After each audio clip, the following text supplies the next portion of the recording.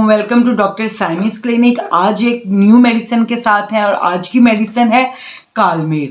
کالمیغ جو میڈیسن ہے یہ سری لنکا اور انڈیا میں پایا جانے والا بہت ہی خوبصورت گرین کلر کا چھوٹے چھوٹے پتوں والا پودا ہے، جس میں پودے اور سٹیم کو زیادہ یوز کیا جاتا ہے۔ یہ ذائقے میں انتہائی زیادہ کڑوا ہوتا ہے، جسٹ لائک چرائتا، لیکن بہت زیادہ لوگ اس کو گرین چرائتا بھی کہتے ہیں، لیکن یہ گرین چرائتا سے بالکل ڈیفرنٹ ہے اس کی پراپرٹیز۔ لیکن یہ چرائتا کتنا انتہا درجہ بہت ہی زیادہ کڑوا ہوتا ہے، لیکن چرائتا جو ہے وہ بلائی علاقوں میں زیادہ پایا جاتا ہے۔ بوٹینیکل نیم جو ہے وہ اینڈوگرافی پینیکولیٹ ہے۔ یہ بہت ہی اینشیس میڈیسن ہے، اس کے بہت ہی زیادہ افیکٹس ہیں آپ کے لیور کے اوپر۔ آپ کو پتا ہے کہ آپ کا جو لیور ہے وہ رائٹ سائیڈڈ آرگن اور سب سے بڑا آرگن ہے آپ کی باڈی کا۔ جب لیور ڈسٹرب ہوتا ہے تو آپ کی باڈی کے تمام سسٹم جو ہے وہ ڈسٹرب ہونے لگ جاتے ہیں۔ فرسٹ آف آل کالمیغ ایک ہائپو پروٹیکٹر ہے، نمبر 2 پہ اینٹی انفلامیٹری ہے، نمبر 3 پہ اینٹی پیراٹک ہے، نمبر 4 پہ اینٹی ہیلمنتھک ہے اور نمبر 5 پہ اینٹی لگزیٹو ہے۔ پہلے دیکھتے ہیں کہ کالمیغ کس طرح ہیپٹو پروٹیکٹر ہے۔ ہمارے جو لیور ہے اس کے اندر جو الکلائڈ ہوتا ہے وہ ہمارے لیور میں آنے والے ٹاکسز کو ریموو کرتا ہے، ہمارے لیور کا ریجنریٹ پروسیس مینٹین رکھتا ہے اور ریجنریٹ پروسیس جو ہے اس کو بڑھاتا ہے۔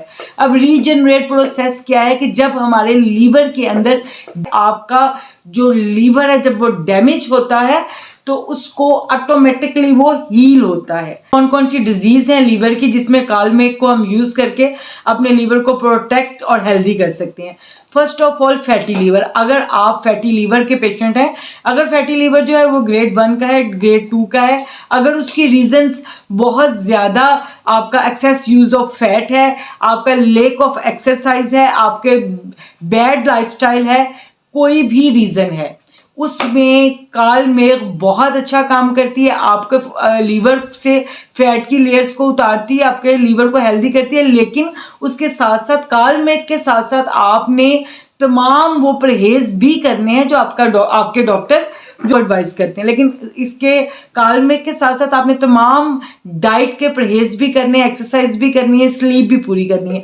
آپ نے یہ بالکل نہیں سمجھنا کہ اونلی کالمیغ کو لیا تو آپ کا فیٹ اتر گیا۔ فیٹ کو کنٹرول بھی کرتی ہے، اتارتی بھی ہے، لیکن اس کے ساتھ آپ کو پرہیز کی بھی ضرورت ہے۔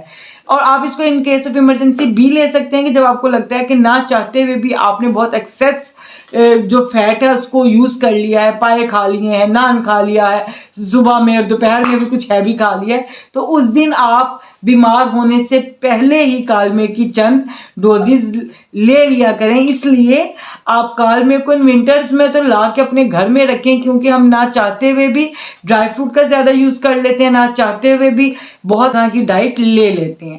اس کے بعد اس کا جو نیکسٹ افیکٹ ہے وہ ہیپاٹائٹس میں ہے۔ ہیپاٹائٹس یعنی کہ لیور کی انفلامیشن، اس میں ہیپاٹائٹس بی کو یہ بہت اچھا کیور کرتا ہے اور بی کے اوپر بہت زیادہ اچھے افیکٹس دیکھے ہیں۔ اس کے بعد جوائنٹس میں اس کا بہت اچھا رول ہے۔ جوائنٹس ہو گیا ہے، بیلی روبن زیادہ ہو گئے ہیں، آنکھیں پیلی ہو گئی ہیں، فیور ہے، کچھ کھایا نہیں جا رہا ہے، کھانے کی ڈیزائر نہیں ہے، نوزیا ہے، وامٹ آ رہی ہے، بہت زیادہ ویکنس ہو گئی ہے، کرواتے ہیں اور اس میں آپ کے S G O T S G P T زیادہ آ رہے ہیں، دین بھی کالمیغ جو ہے آپ کے S G O T S G P T کو واپس لے کے آئے گی اور آپ کے بیلی روبنس کو بھی نارمل کرے گی۔ اب اس کا افیکٹ ہیپٹومیگیلی میں ہے۔ ہیپٹومیگیلی مین لیور کا انلارج ہو جانا، جگر کا بڑھ جانا، جگر کا بڑھ جانے کی وجہ سے آپ کا ڈائجسٹو سسٹم متاثر ہو جائے، آپ کا پیٹ پھولا رہے، آپ کو گڑبڑ ہونے لگے، بہت زیادہ ہوا خارج ہونے لگے، بہت زیادہ ہوا جمع ہونے لگے، ایسی کنڈیشن میں کالمیغ بہت اچھا کام کرتا ہے۔ کالمیغ اینٹی ہیلمیتھک ہے۔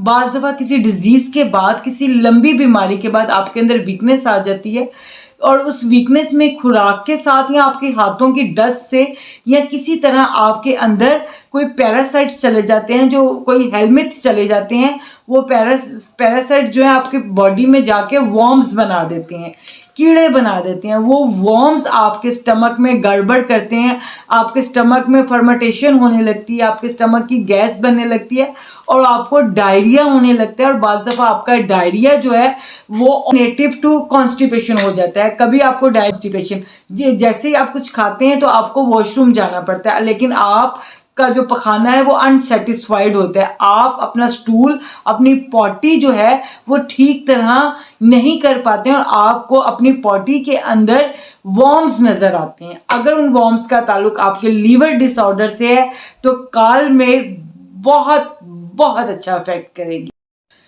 اس کے بعد ہم دیکھ لیتے ہیں کہ کال میں کس طرح اینٹی انفلامیٹری ریمیڈی ہے. جس وقت موسم بدل رہا ہوتا ہے، سردی سے گرمی ہو رہی ہوتی ہے اور گرمی سے سردی ہو رہی ہوتی ہے، تو نزلہ زکام کھانسی ہو رہی ہوتی ہے، وائرل انفیکشن پورے گھر کو اپنے لپیٹ میں لے رہی ہوتی ہے.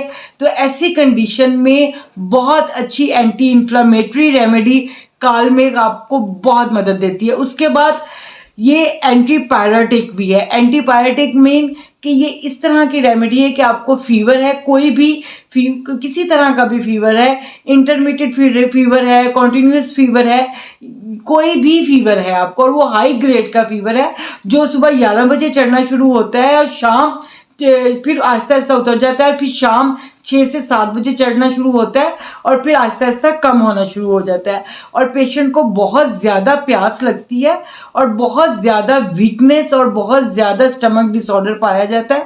ایسی کنڈیشن میں کال میں سمٹم ہے کہ پیشنٹ کے ہاتھ اور پاؤں جو ہیں وہ بہت زیادہ جلتے ہیں.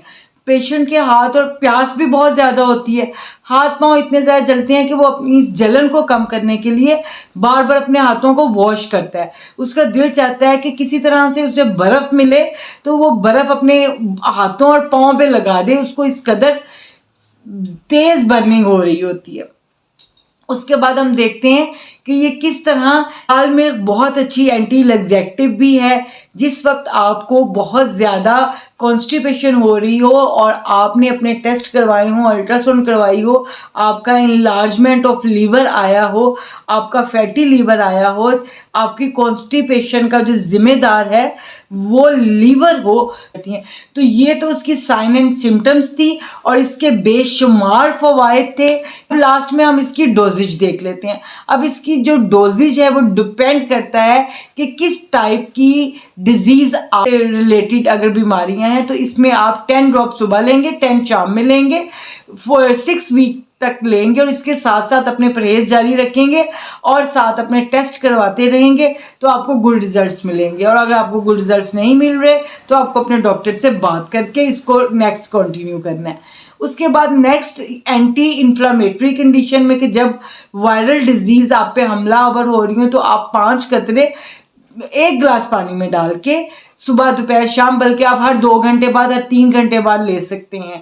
اگر اینٹی پیریٹک کنڈیشن ہے، فیور بہت زیادہ ہو رہا ہے، دین بھی آپ اس کے 5 to 8 ڈراپس دن میں 5 to 10 ٹائم لے سکتے ہیں ہائی گریڈ فیور میں.